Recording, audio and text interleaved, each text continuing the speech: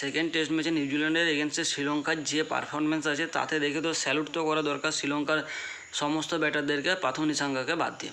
পাথম নিসাঙ্গা প্রথম টেস্ট ম্যাচেও চলেনি, সেকেন্ড টেস্ট ম্যাচেও চলেনি, সেকেন্ড ইনিংসে যদি চলে যায় তাহলে সেও বাদ থাকবে না পারফরমেন্সের দিক থেকে।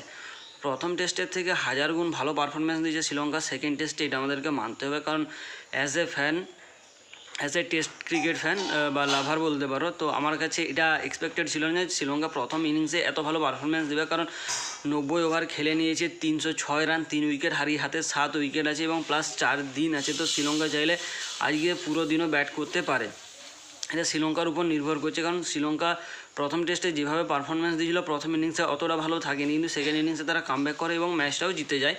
কিন্তু এবারে প্রথম ইনিংসেই যে পারফরমেন্স দিয়েছে, পুরো 90 ওভার খেলে 3 উইকেট হারিয়েছে এবং সেখান থেকে 3 জনে যে ফ্লপ গেছে এমনটা না, একমাত্র প্রথম নিসঙ্গায় একমাত্র ব্যাটার যে ক্যাচ আউট হয়ে ফিরে যায় টিম সাউদির করা বলে, এবং বাকি বাদ আরেকটা রান আউটের শিকার হয় এবং আরেকটা বোল্ড হয়।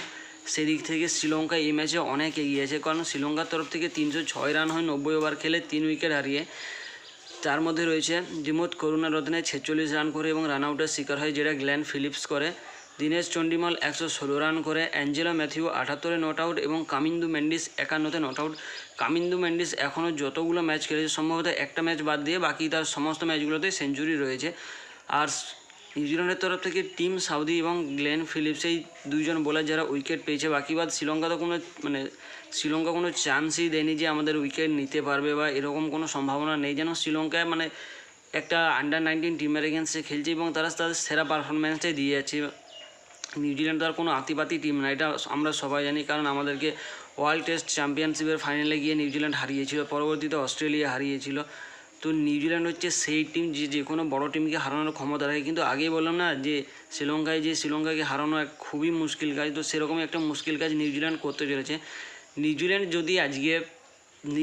শ্রীলঙ্কা যদি আজকে আউট হয়ে যায় তবুও নিউজিল্যান্ডের এই রানটা চেজ করা সামান্যতম মুশকিল হয়ে যাবে। কারণ শ্রীলঙ্কা যেভাবে খেলেছে 3 উইকেট হারিয়েছে, তো আজকে যদি সমস্ত ব্যাটাররা 10-15 ওভার করেও খেলে দেয় তো আজকের অর্ধেক দিনটা এমনিতেই পেরিয়ে যাবে এবং শ্রীলঙ্কার কাছে ফুল চান্স আছে প্রথম ইনিংসে 500 রান করা, যেটা বাংলাদেশ ভার্সেস পাকিস্তান টেস্ট ম্যাচে হয়েছিল। তো আই হোপ কি শ্রীলঙ্কা এই রানটা করে দেখাতে পারবে এবং পরবর্তীতে শ্রীলঙ্কান বোলিংরা যেভাবে বল করেছে ফার্স্ট টেস্ট ম্যাচে, তো সেদিক থেকে দেখতে গেলে নিউজিল্যান্ডের জন্য একটু বেশি অসুবিধা তৈরি হতে চলেছে। কারণ শ্রীলঙ্কার তরফ থেকে কামিন্দি মন্ডিস এমন একজন বোলার যে ডানহাতি ব্যাটারদের জন্য ডানহাতে বল করে, বাঁহাতি ব্যাটারদের জন্য বাঁহাতে বল করে এবং তার পারফরমেন্স এখনও পর্যন্ত সমস্ত টেস্টে সেরা রয়েছে এবং সে যেভাবে ধীরে ধীরে প্রোগ্রেস করছে, তো শ্রীলঙ্কা তো স্বীকার করে নিয়েছে সে শ্রীলঙ্কার তরফ থেকে একজন রাইজিং স্টার এবং সেই ফিউচারে আরও ভালো ক্রিকেট খেলতে চলেছে শ্রীলঙ্কার হয়ে।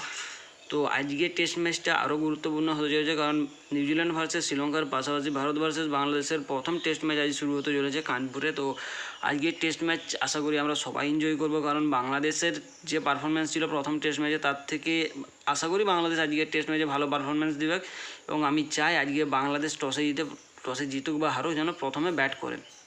এবং বাকি বাদ শ্রীলঙ্কার তরফ থেকে কামিন্দু মেন্ডিসের সেঞ্চুরি আসছে, এটা একটা ধরাবাঁধা নিয়ম। আর অ্যাঞ্জেলো ম্যাথিউ সম্ভবত 96 বা 100 করতে পারে।